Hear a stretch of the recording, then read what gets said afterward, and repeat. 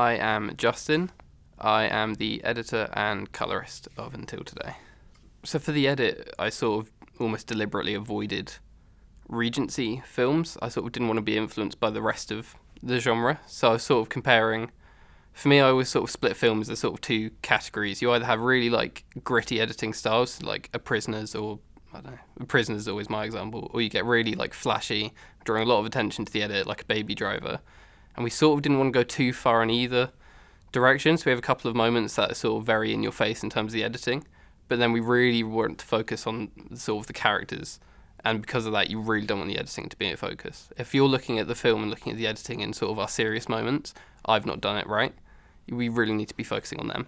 And then for the grade, sort of films like Napoleon, more recent, a lot of those like classic like mid-2000s Regency films that inspired a lot of the story for us and for me as a colorist. It was sort of before digital color grading really came in and became standard, and because of that you lose a lot of that shaping of the image and you lose a lot of that intrigue. So for me it's more recent ones like you get you get Napoleon, or you get we briefly looked at The King, but it was sort of the wrong kind of feel.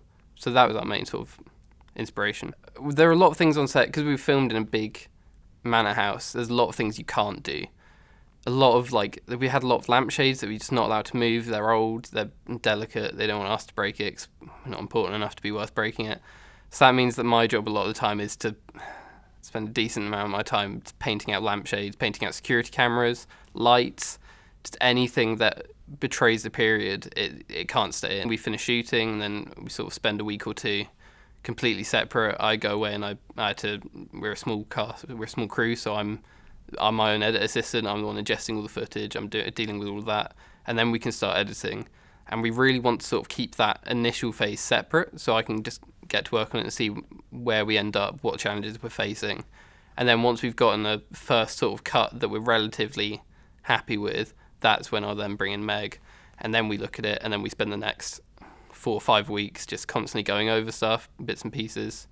And then the grade, it's a little bit less intense in how much time we're spending together, but there's a lot of checking in and checking that we're still moving in the right direction and sort of building that look together.